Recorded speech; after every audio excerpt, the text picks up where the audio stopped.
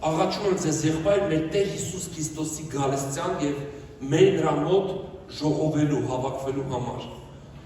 Պողոս Արաքյալը օրդորական նամակ է ուղարկում Թեսաղոնիկեի եկեղեցուն Տեր Հիսուս Քրիստոսի երկրորդ գալստյան վերաբերյալ։ Գիտեք, այսօր Տեր Հիսուս Քրիստոսի երկրորդ գալստյան վերաբերյալ շատ է խոսում։ Շատ մոլորություններ է տարածվում, նույնիսկ օրը, ժամը, գիտես, սատանայի խավարի ազդեցությունից են, որոշում են, թե երբ հատերը գալու։ Բայց ավետարանն ասում է, որ Տիրոջ գալուստից առաջ մի կարևոր բան է տեղ ունենում, դա եկեղեցու հափշտակությունն է։ Ես սրան մասին ամեն մի քրիստոնյա, ամեն մի հավատացյալ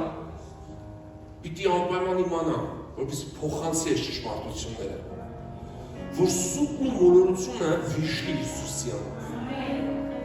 Թե չէ հեսա կսկսեն էդի նոր տարի ակալ աշխարի ցինիկ հայտարարություններ այդ պրասնոտր հավաքելու, լայքեր հավաքելու, աշխարի վերջը, էս ասեց, են ասեց, սերի քուրել եղբայրեր։ Ես պարզ ասում եմ, այն ինչ որ ավետարանն ասում, լսեք, ամենաառաջինը Քրիստոսի երկրորդ գալուստից առաջ եկեղեցին վերցվելու է երկրի վրայից,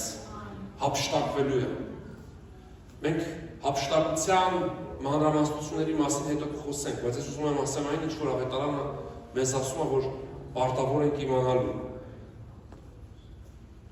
Երկրորդ Թեսաղոնիկեցիների թուղթ Պողոս Արաքյալի երկրորդ գլուխ առաջի համար աղաչում եմ ասում ձեզ եղբայր մեր Տեր Հիսուս Քրիստոսի գալստյան եւ մեր նրա մոտ հավաքվելու համար, որ դուք շուտով չշարժվեք ձեր մտքիցը եւ չզարուրեք ոչ հոգով, ոչ խոսքով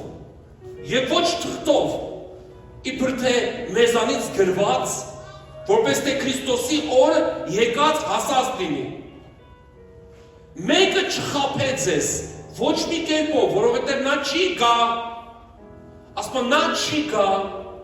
եթե առաջ չգա ապստամբությունը եւ հայտնվի անելության մարդը, կորստի որդին, այն հակառակորդը, որ գոռոցացած է այն ամենի վրա, որ Աստված կամ Աստծո պաշտոնյա է անվանված, մինչև որ նա Աստծո տաճարի մեջ իբր Աստված նստի եւ իր անձը ցույց տա, թե Աստված է։ Սա ների մասին է, սա հակաքրիստոսի մասին է։ Ասում նա չի գա, մինչև չգա ապստամբության որդին։ Հիսուսը չի գա, մինչև Աստծո տաճարի մեջ, իսկ Աստծո տաճարը Երուսաղեմում այն տաճարն էր, որ Սողոմոնը կառուցեց իր ժամանակում։ Բայց Տերն ասեց, որ քարը քարի վրա չի մնալու, երբ որ երկրավոր ժամանակավոր կյանքի ընթացքում խոսում էր, քարոզում էր, ավետում էր։ Եվ մենք տեսնում ենք, որ Պողոս Արաքյալը ասում է, նա չի գա, մինչև չհայտնվի անօրինության մարդը կորստի որդին։ Այն հակառակորդը, որ գոռոզացած է ամենի վրա, որ Աստծո կամ Աստծո պաշտոնյա է անվանված։ Այսօր մենք տեսնում ենք, չէ՞, ինչ Աստծո հետ կապված, Աստծո անունի, Աստծո պաշտոնյա, դժողքը ոնց է գազազած իր գործիքներով, բայց անզոր ու անկարող է։ Ասում եմ, մինչև որ նա Աստծո տաճարի մեջ իբր Աստված նստի, Հիսուսի չընդունեց Իսրայելը, չէ՞, նա գալու է եւ Աստծո տաճարի մեջ որպես Աստված է նրան ընդունել, որպես Քրիստոս է ընդունել։ Եվ իր անձը ցույց տա, թե իբրև Աստված է։ Չեք հիշում վարքանի, որ ձեզ մոտ է այս բաներն ասում է ձեզ, եւ հիմա գիտեք, այն որ խափանում է, որ նա իր ժամանակին հայտնվի, այսինքն խափանող մի ուժ կա, որ ները անօրենը ապստամբության որդին, որպես Աստված հայտնվի Աստծո տաճարի մեջ նստի։ Խափանող եւ արգելող կա, եւ ով է այդ խափանող եւ արգելողը։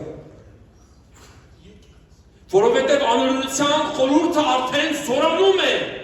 Մենք ամբողջ աշխարհով տեսնում ենք անօրենության խորհուրդը, հակաքրիստոսի խորհուրդը, Աստծո տան դեմ, եկեղեցու դեմ։ Այսօր Տերը եկեղեցին մաքրում է ամեն տեսակի բացությունից ու ասում է դատաստան իմ տնից եմ սկսել։ Ոչ մի անօրենություն պիտի չմնա Տիրոջ տանը, Տերը մաքրելու է դա։ Եվ մենք տեսնում ենք, ասում է,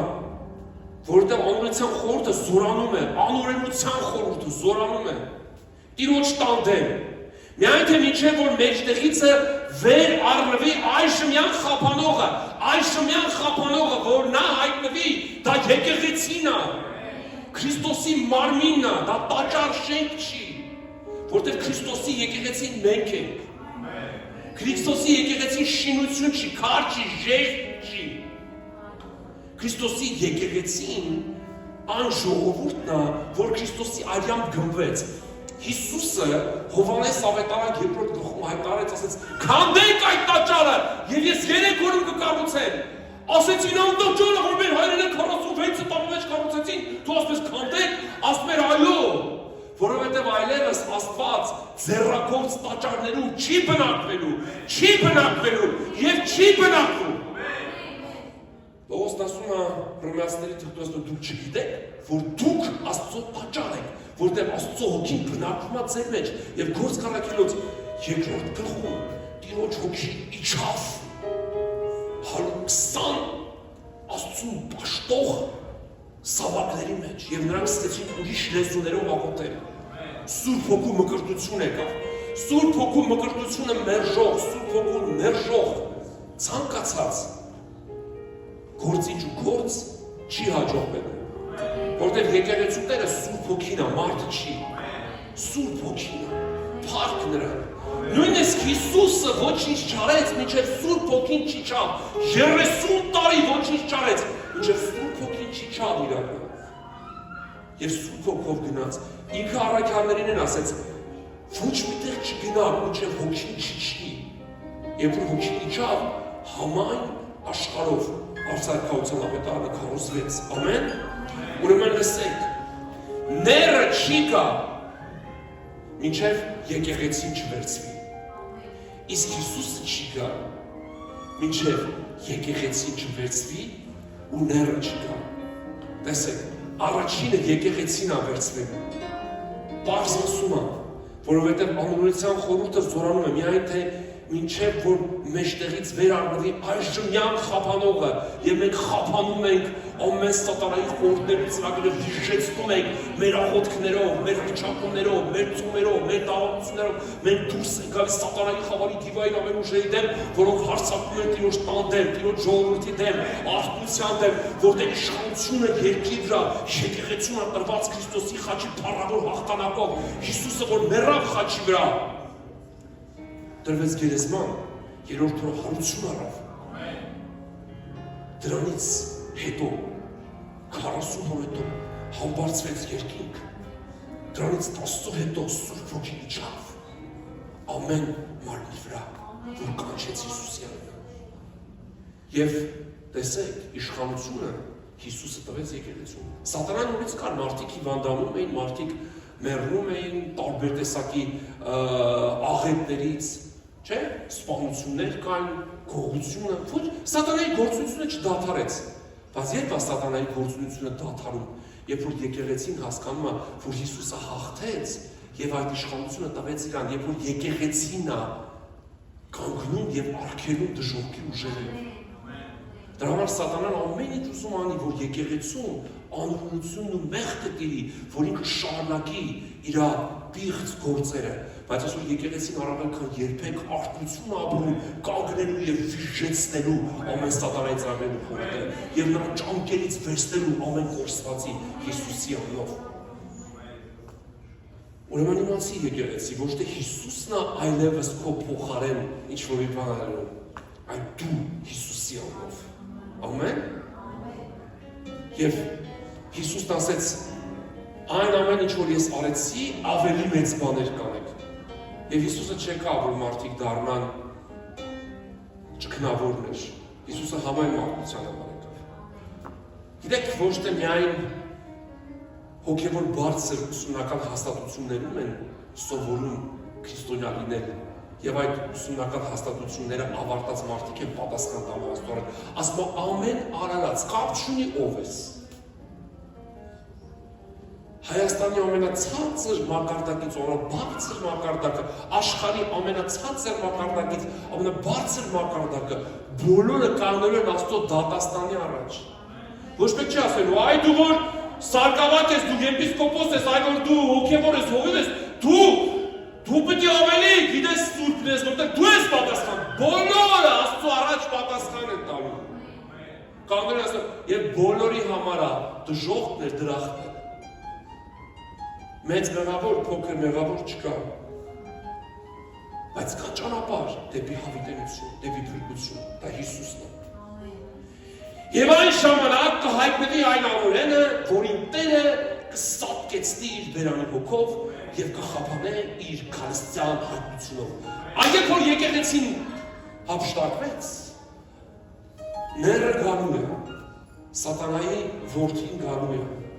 անօրության որդին գալու է, եւ մարդիկ իրան ընդունելու են որպես Քրիստոս։ Բայց այդ ժամանակ եկեղեցին երկրի վրա չի լինելու, Կիրակորը գալու եք պաշտամունքի, մենք ստեղ չենք լինելու։ Իշիկը ով է գալու։ Բայց լավ չի, որ այդ օրը գաս ու մեզ չտեսնես ստեղ եւ չլինես փրկվածների մեջ, հափշտակվածների մեջ։ Որտեղ ավետարանը դրա մասին ասում է։ Եվ հափշտակությունից հետո 7 տարի երկրի վրա ների իշխանություն արել, հակաքրիստոսի, միապետություն արել,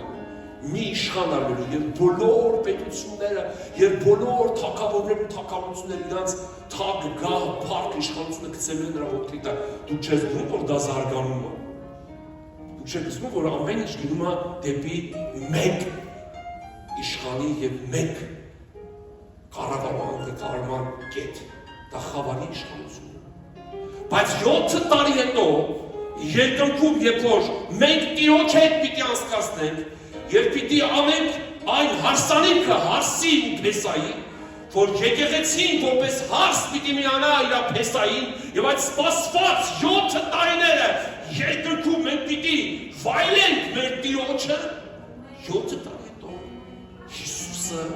երկիր գալու։ Դա Արմագեդոն, ասես բաներ են չէ շարժ։ Սեր ինչ Արմագեդոն հիմա։ Երբ որ Հիսուսը գա, երկնային Երուսաղեմով, իր սուրբերով, իր փառքով, երկիրն ու փրկվածներով։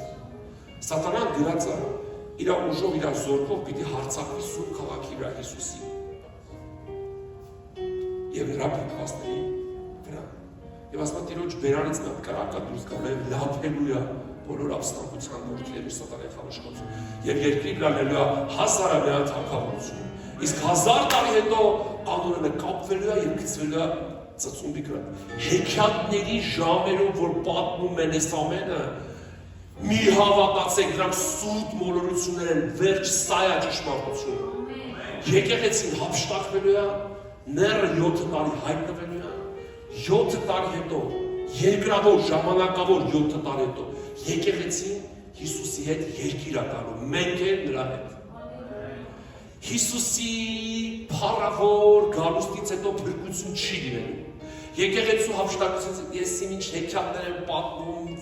ձեր ուժով եք փրկվելու, ձեր այլու։ Վերջ, փակվում է փրկության բոլոր դռներն ու հնարավորությունները։ Երբ որ եկեղեցին երկրի վրայից կհափշտակվի, երբ որ եկեղեցին երկրի վրայից կհափշտակվի, դիվային աշխարհը սատանան եւ նրանք ովքեր որ չհավատացին, իմբոստացան, ապստամբեցին, իրանց փառքի, իրանց անունի, իրանց եսի համար ապրեցին։ Ովքեր որ կյանք ընտրեցին իրանց անձնական շահի համար, կամ մերժեցին, հայեցին, նրանք մնալու են սատանայի խավարժության տակ, բայց Հիսուսին հավատացողները հավիտենական կյանք են շարունակելու։ Սիրելի եղբայրներ, մեր երկրի վրա այս ամենի նպատակը մարդկանց փրկությունն է։ Ոչ մեկս մենք չենք եկել այստեղ մեկս մեկից ավելի փառավորվելու։ Հիսուսի աշակերտներն ասում են, ով է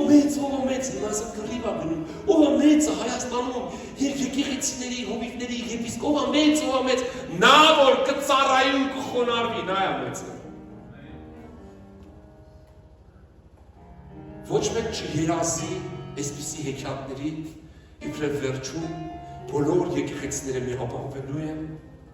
լինելու է մեկ հոտ, մեկ հովիվ, մեկ հոտ, մեկ հովի, փառքին միայն արժանը Հիսուսը, ոչ մի մարդ երկիրը։ Իսկ նացած բոլոր հովիվները, որոնք շատ են ձգտում, որ սա եկեղեցիները միանան դառնան եսիմինչ, թող գնան կորսվածների ծառայեն փրկության համար, որտեղ Հիսուսը ոչ թե փրկվածներին է ուզում իր հետ հավաքի տենալ, այլ ուզում է փրկվածները թողեն իրանց եսն ու անձը ու գնան կորսվածների հետևից, որտեղ Հիսուսն ասեց. մի հովիվ, որ ունի 100 ոչխար, ինքը թողում է այդ 100-ին, 99-ին, եթե մեկը կորում է, գնում է այդ մի կորսվածի հետևից։ Հիսուսին չեն հետաքրքրում փրկվածները, այսօր չգիտես սաղին հետաքրքրում է փրկվածները, եկեղեցիները, սիրելի երեխաներ, Աստվածը մեզ նույն հանձնարարություն է տալիս։ Թող փրկվածները փրկված են։ Մեր եկեղեցու փրկվածները արդեն փրկված են, վերափրկել պետք չի։ Եթե մենք շատ մեզ մեջտեղից ճախենք, կոպիտ ասած, մենք աշխարհի բոլոր եկեղեցիների առաջ չենք կարող միաբանել։ Դա որ միաբանեցինք մեջտի չկա, որ մարդ չի փրկվելու։ Որ մի հոգի կորսված չի փրկվելու, ավետարանը դրա հետ կապված ոչ մի խոսք չունի, ասում թողեք այդ անպտուղ գործը, գնացեք կորսվածների հետևից։ Այս ամբյոնից, այս երեխեք դե կարող խոսան, բայց փողոցում մի կորսվածի առաջ կանգնես, ասես Հիսուսը քեզ համար խաչն է բարձրացել։ Այստեղ ամեն մեկը չի կարող խոսալ։ Ստեղից բոլորն են ուզում խոսել։ Ստեղից ուզում են բոլորը տեսնեն Դավիթը լեցված, սենց իրանց սենց ոտերը սենց քետից պոկվի, փառավորեն, բայց այդ փառքի նրանք Հիսուսն է արժան։ Եկեղեցում հնարել ու ծառայել մարդիկ, ովքեր ու կորսվածների համար են ծառայում, կորսվածների փրկության համար։ Ինձ պետք չի ստեղ տեսնեմ 100,000-ավոր փրկված, արդեն փրկված։ Ես ուզում եմ այստեղ տեսնեմ մարդիկ, ովքեր որ աշխարհից եկել են եւ փրկության ճանապարհի մասին նոր են լսում։ Երանի քեզ, եթե մի հոգու փրկության պատրաստ դառնաս, որտեղ քո շատ մեղքերի բազմություն պիտի ծածկվի։ Ես շատ մանրամասն չեմ ուզում խոսեմ, ես 30 տարի տեսել եմ մարդկանց պայքար, ով է մեծ, բայց ես 30 տարի է, 33 տարի է, միայն ծառայում եմ, որ մի կորսված փրկվի ու հավիտենական կյանք ժառանգի։ Ու այսօր մեր ծառայության ողջ նպատակը դա է։ Նա ծափարեք Հիսուսին։ Մենք շարունակենք դեռ, ավելի մանրամասն, բայց սա լավ իմացի, եկեղեցու ապշտակությունը դեռ 7 տարի է գալու է, հետո Հիսուսը գալու է մեր թագավորին կարճ կոնկրետ մի ինքետ հեքիաթների հետևից ջուրն է ստատում։ Հալելույա։